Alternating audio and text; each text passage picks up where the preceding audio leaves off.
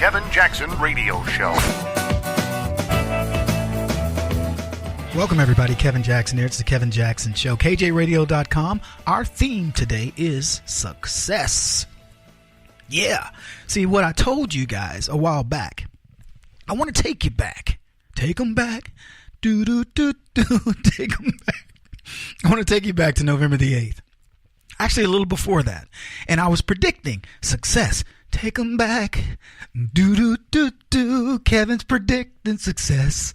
I was telling you guys Donald Trump's going to win. And people are like, Kevin, Donald Trump can't win. He's getting his butt kicked. Look at all the polling and all this.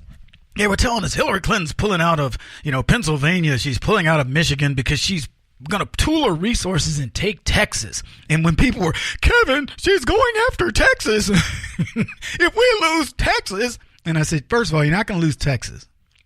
And all this stuff, them pulling people out and all that, nonsense. Hillary's not even going to win Wisconsin. It was in play. The Democrats won this Wisconsin and they gave me every reason to fail. This is like growing up black. So, Kevin, listen here. You're a little colored boy. You're not going to be able to have the success of those white kids over there. So just get that in your head, young boy. And I would be like, what? You do know of people like, Joe Louis and, Arthur Ashe and Jack Johnson and Muhammad Ali. And, I could name a bunch of people. They couldn't convince me that I couldn't be what I wanted to be. I even told myself years ago, I said, Kevin, if you wanted to straighten up and fly right, you could be president of the United States. If you want to go that route, you could. I knew that. I remember telling myself, do I want to be president? I don't know. Let me think about it. And I don't know. By the time I was 12, I decided I didn't want it.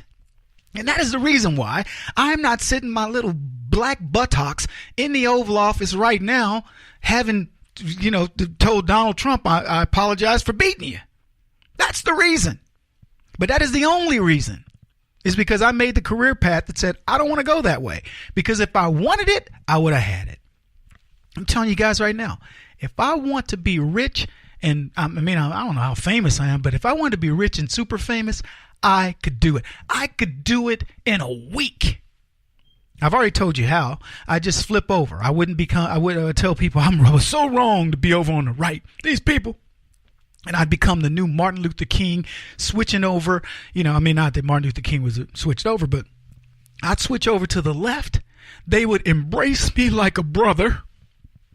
Pardon the double entendre, but they would embrace me and probably squeeze my buttocks because that's what they do. I would accept it and not tell anybody and just put my money in the bank, and that would be the end of that. But I won't do it. Because I don't define success that way. I define success differently. I define it in a way that where I wake up in the morning feeling good about who I am. Knowing that I've at least tried to do the righteous thing. I don't always make it work. It doesn't always, go out that way, but I try. He tries. Look at him, I swear he tries. Oh, man. Success. I don't understand anything but success. Doesn't mean I haven't failed. I've failed many, many times, miserably. But I don't take it personal. I don't go, I'm such a failure. I just go, hey, that's the way you got to learn. Tell my youngest son, I'm like, boy, you got to get out there. Don't think that you're going to get to the brass ring by just going from zero to whatever. You have to put in the time. Boop, doop, doop, doop, doop, doop, doop. That's the way you do it. So what happened was, you had success. You watched Donald Trump win. And many people, the never-Trumpers, the anti-Trumpers on the left, they were like, that gummit, he wasn't supposed to win. He had success. And then you were like, whoa, that tasted pretty good. Could I have a little more taste of that success? But see, let me explain something to you. You don't need to fix success. Corey Lewandowski just introduced his new book, and he says, let Trump be Trump. And the idea was, stop playing with a winning formula. See, the Republicans are used to losing. They don't like success. They don't understand success. They're used to losing. So here comes Donald Trump with his tweets, and he needs to quit tweeting, whatever. It's successful. And has it continued? What do you think? For all you people that were going, I wish he would quit tweeting. How long did it go that you say that? You started right away. have you lessened just a little bit? Has it weakened your resolve for what he should do with his tweets? Or do you now kind of expect it and say, you know what? They kind of work. You wanted failure. You've been disciplined for failure. Because let me explain this. Failure is where the money is.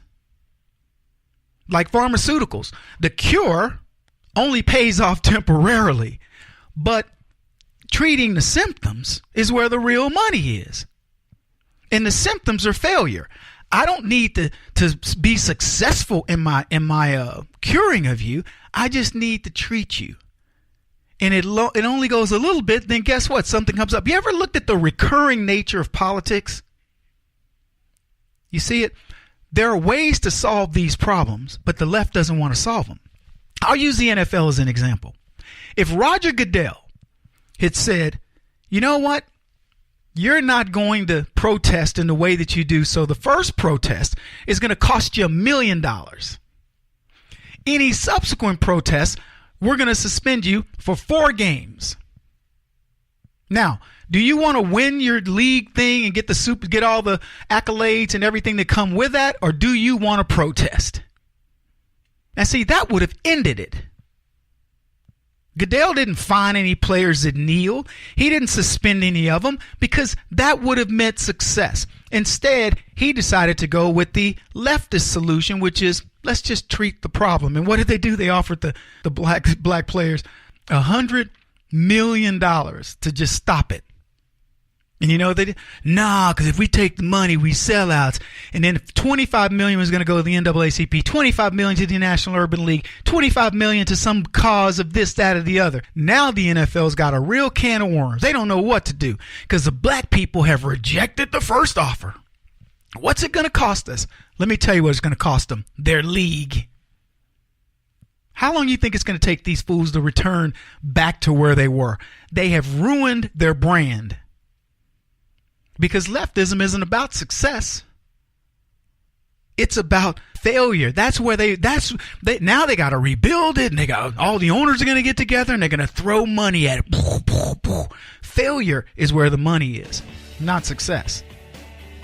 If they ran it like a business, they would run it successfully and the money would come to them because they would have solved that problem right away, and bada bing, we're all good. This is the Kevin Jackson Radio Show. Do you owe back taxes to the IRS or state? The secret to avoiding the IRS nightmare is to seek professional representation. My friends at Security Tax Associates provide the most cost-effective and ethical representation in the industry while helping to avoid seizures, levies, and wage garnishments. Security Tax Associates is here to ensure that the appropriate steps are taken to permanently eliminate any possibility of future tax burdens once and for all. For a free, no-obligation consultation, contact Security Tax Associates, 844-779-4177. That's 844-779-4177. 844-779-4177. Or visit them at securitytaxassociates.com.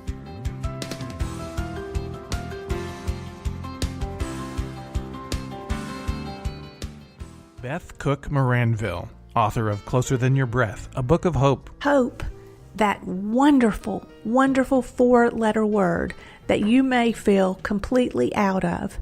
I wrote this book to give you great hope. It's not too late. If fetal position is an all too familiar place for you, I understand. If the next 60 seconds are too long, this book is for you.